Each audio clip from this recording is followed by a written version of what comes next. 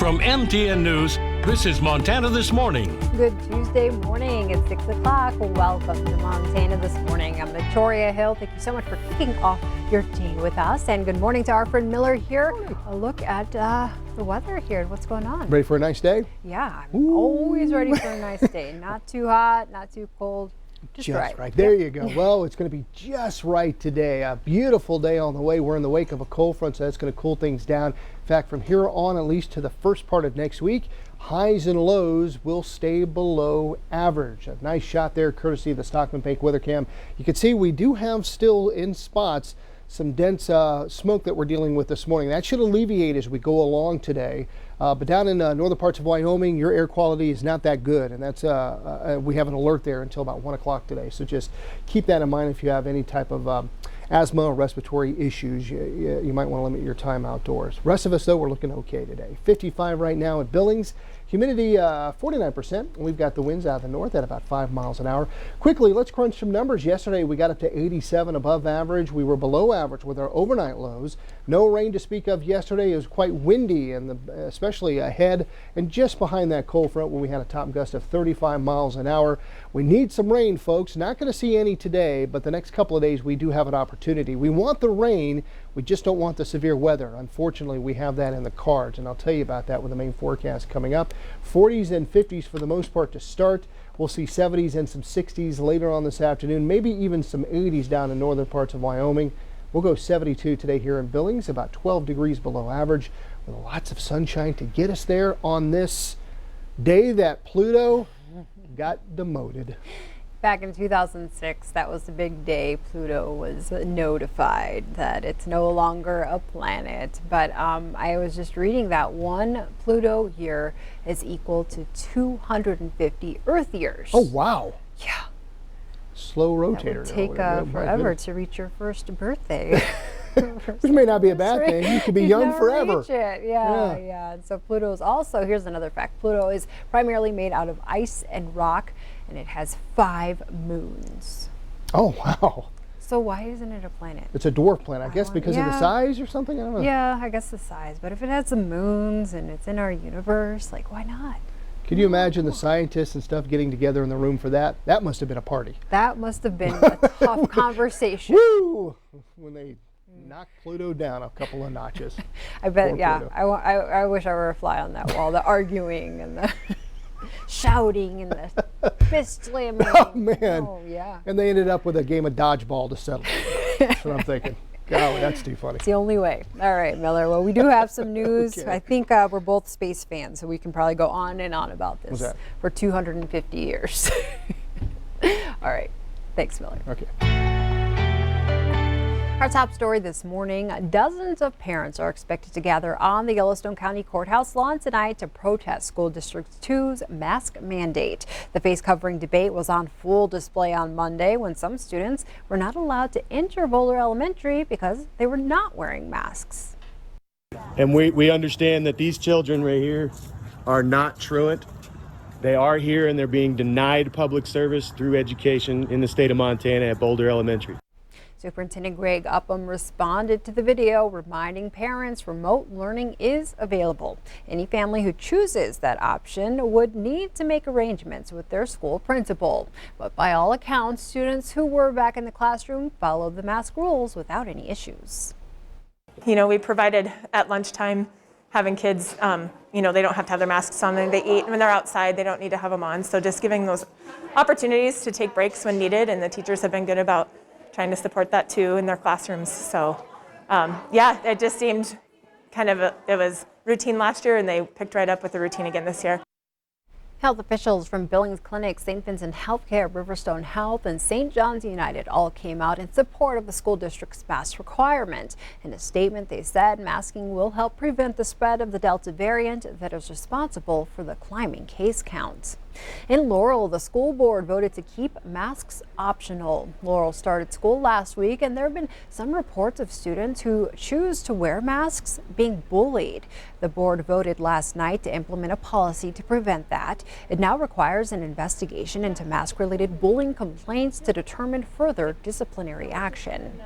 But But the mask debate wasn't the entire theme of the first day of school in Billings. Just like any other year, there was excitement, butterflies, and some nerves as parents sent their kids to kindergarten for the first time. Some had a hard time saying goodbye, but overall Monday was filled with optimism. I'm excited to be at McKinley, and our teacher seems awesome, but I'm still kind of panicking, like sending her away for the whole day.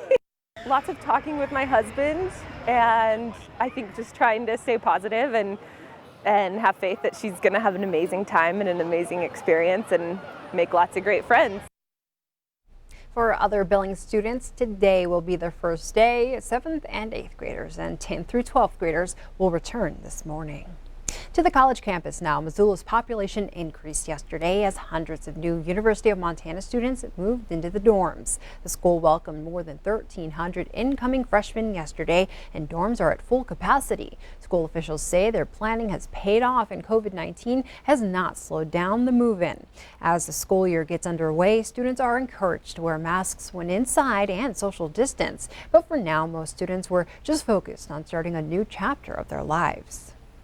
I'm kind of nervous because I don't know if I'll make friends sooner or later, and I really want to make friends. The fall semester begins on August 30th, but until then, the university is keeping students busy with orientation week.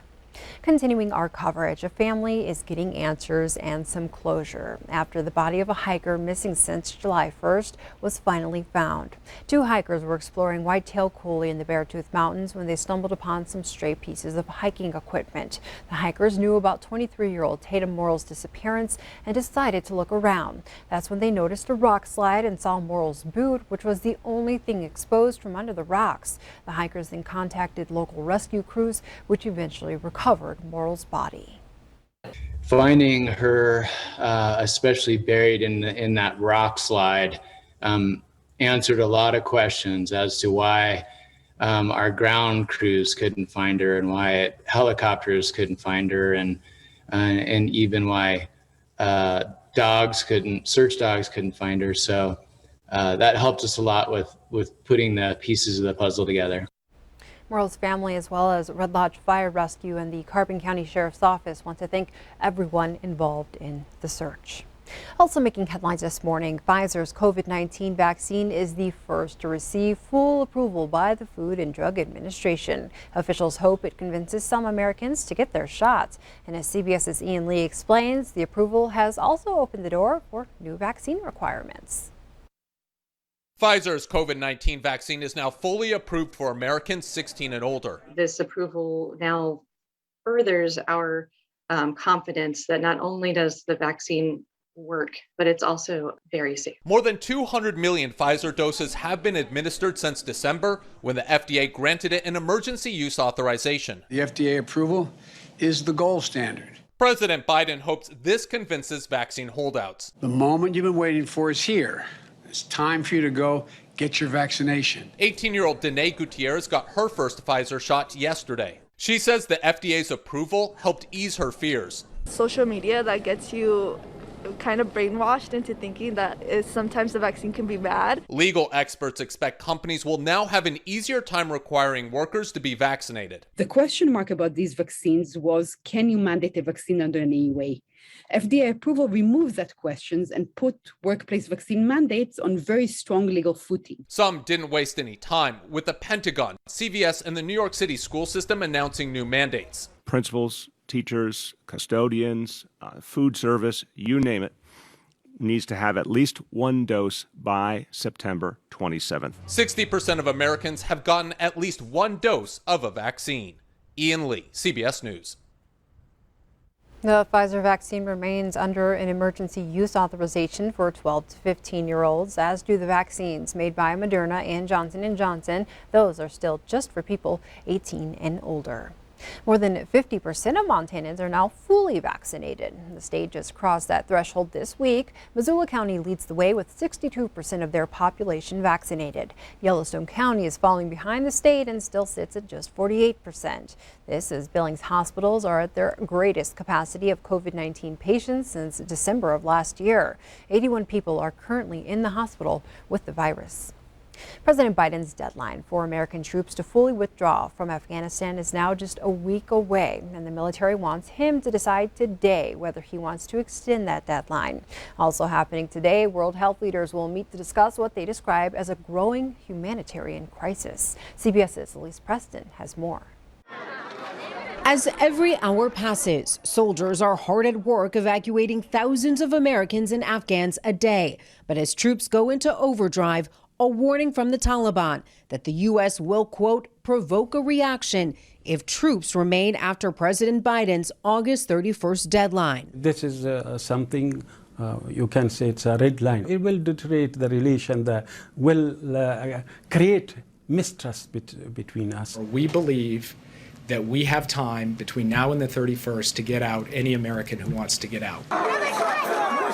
While the world watches heartbreaking images of those stranded trying to get out of the now Taliban-controlled nation, G7 nation leaders will meet today, virtually.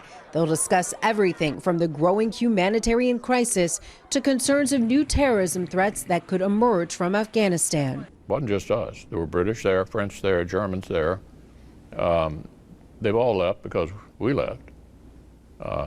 And the president's being criticized by our NATO allies for making this horrible foreign policy decision. While on her tour of Southeast Asia, Vice President Kamala Harris stood by the president and acknowledged military members carrying out his exit orders. We are extremely grateful to our men and women in uniform and embassy staff who are on the ground as we speak, making this historic airlift happen.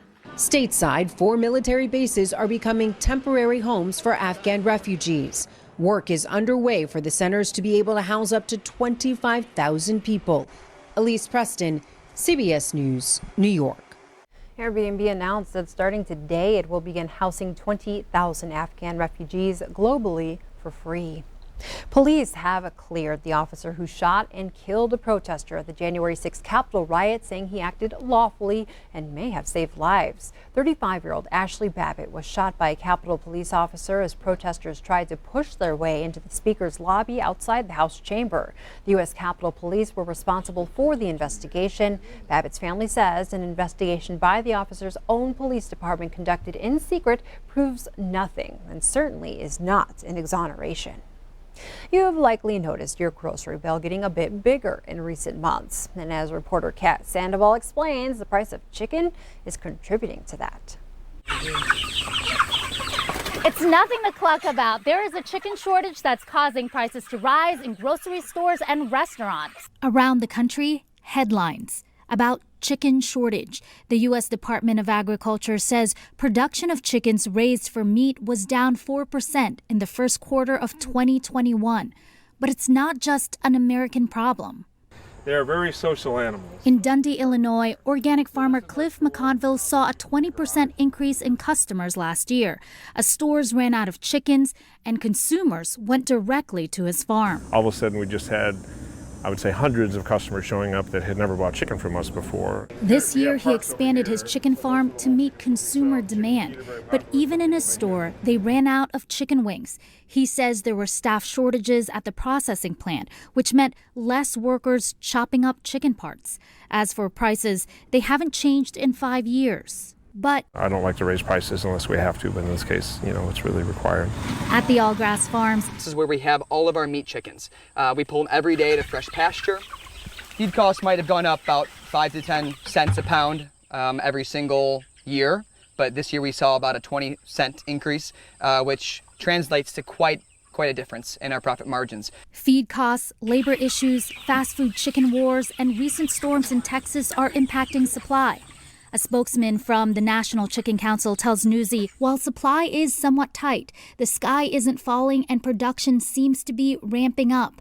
Even restaurant owners are feeling the pinch. Every business is doing what they can. At Chicago's Korean chicken restaurant, Crisp, owner Jay Lee says to offset the lack of chicken supply, he relies on 6 different distributors. He says typically a restaurant relies on one, and chicken prices nearly quadrupled. Chicken prices are obscene at this point. So prior to pandemic, they've been as low as 99 cents a pound. We are now, as of today, at $3.69 a pound. And that price is passed to customers. Since the price hike, these chicken wings cost about $2 more than their original price, and the owner says he's thinking about raising the prices again. But it hasn't stopped regulars like Kate. Supporting local has been something that's been so important to me, like throughout all of this. It's kind of one of the only things that we did have control over. Still, price increases can be a turnoff. For the most part, all our regulars have stayed, but like sometimes you get that new customer, they look at the menu and they'll just be like, too much for me. Like, I just hope prices go back down, obviously. For Newsy, I'm Kat Sandoval in Chicago. Stick with us here on Montana This Morning.